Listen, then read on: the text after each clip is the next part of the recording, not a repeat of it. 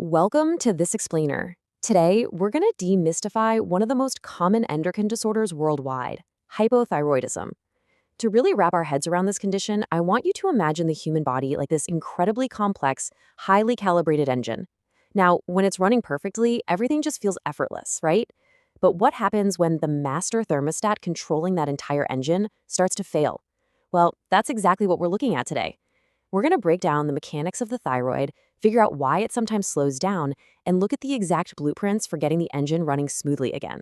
So let's just quickly glance at our agenda. We're covering the body's master engine, when the engine slows, recognizing symptoms, diagnosis and treatment, lifestyle and physio, and we'll wrap up with hypo versus hyperthyroidism.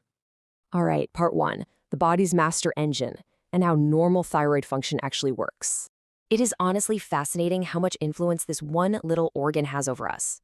The thyroid is a butterfly-shaped powerhouse, sitting right at the front of your neck, and it produces two critical hormones, triiodothyronine, which we just call T3, and thyroxine, or T4. You can basically think of T3 and T4 as the fuel injectors for your cells.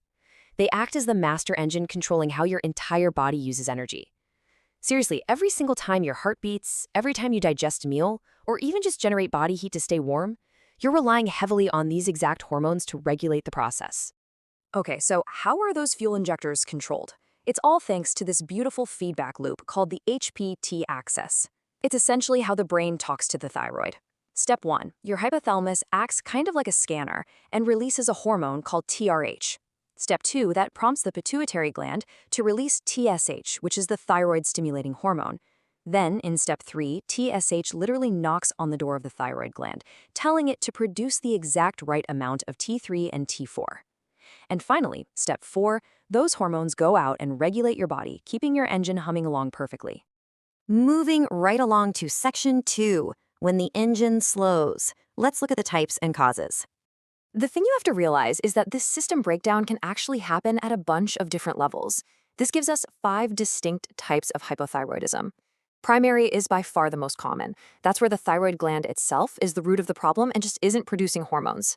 But you can also have secondary or tertiary types. That's when the pituitary or the hypothalamus up in the brain isn't sending the right signals down.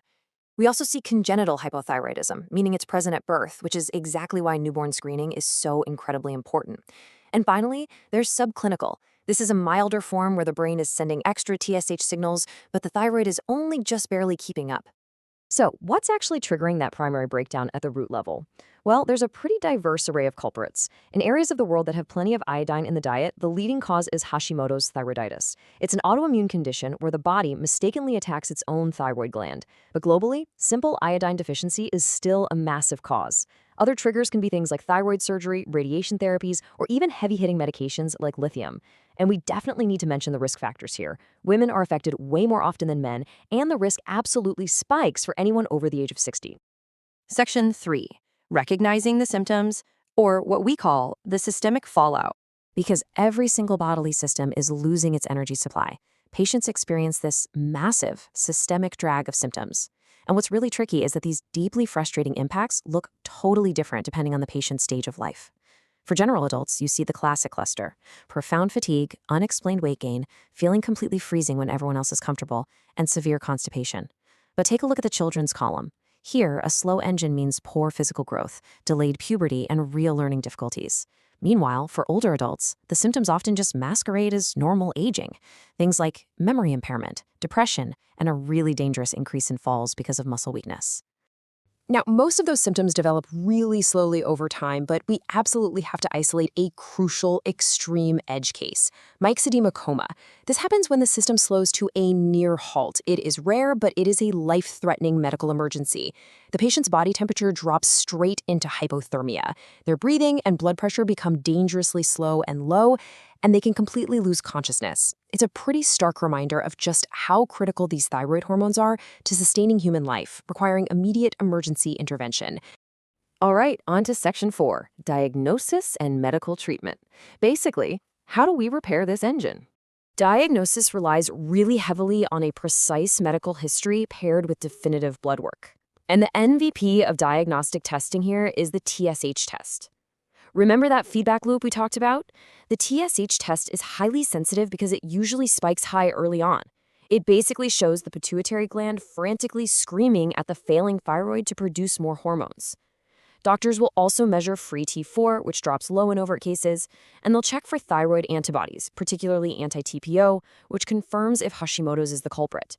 And since a slow metabolism impacts literally everything, doctors also routinely check lipid profiles for high cholesterol and run a CBC to check for anemia. Once we have a diagnosis, the core medical repair protocol is remarkably simple. It all comes down to the number one pill, taken once daily. We're talking about levothyroxine, which is a synthetic version of the exact T4 hormone the body's missing. But here is the absolute key takeaway for patients. That single daily dose generally has to be taken on an empty stomach so it can effectively absorb into the bloodstream and restore those missing hormone levels. And because the dosage is highly personalized based on your weight, age, and follow-up blood tests, patients should never, ever adjust this rule without a doctor's supervision. Section 5. Lifestyle and Physiotherapy, the active management side of things. Nutritional support is super vital for anyone managing this. You'll notice a huge emphasis on fiber-rich foods here, which is essential to combat that stubborn constipation that plagues a slow digestive system. But listen, there is a crucial takeaway here that so many people miss. You have to be really careful with supplements. Taking common over-the-counter stuff like calcium or iron at the exact same time as your levothyroxine can actively block the medication from being absorbed. You could literally be taking your medication perfectly, but if you wash it down with an iron pill, you're just stalling your own engine's recovery. Another massive pillar of active management is physiotherapy. You don't just take a pill and instantly bounce back to 100%. Physiotherapy plays a huge role in combating the systemic fallout of a slow metabolism. A structured, gradual progression of aerobic and resistance training helps patients rebuild lost muscle strength and improve cardiovascular endurance. Plus, targeted balance and postural exercises are highly strategic interventions, especially for older adults, to reverse that increased risk of falls we talked about earlier. It's really all about functionally training the body to overcome that severe daily fatigue.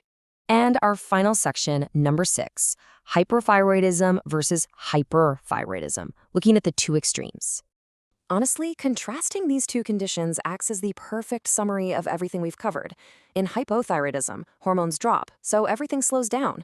Your metabolism is sluggish, leading to weight gain, your heart rate is slow, and you have cold intolerance because your body just isn't generating enough heat. Now, look at the right column. This is the exact striking inverse, hyperthyroidism. High hormones mean a dangerously fast metabolism, rapid weight loss, a racing heart, and intense heat intolerance. Seeing them side by side like this really proves just how tightly this butterfly-shaped gland dictates our most basic human functions.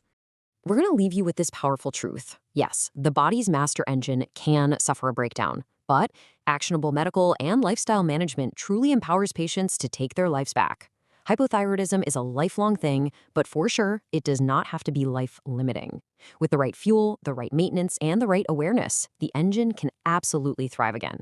So the question I have for you is, how will you use this blueprint of knowledge to advocate for your own health engine or the health of someone you love?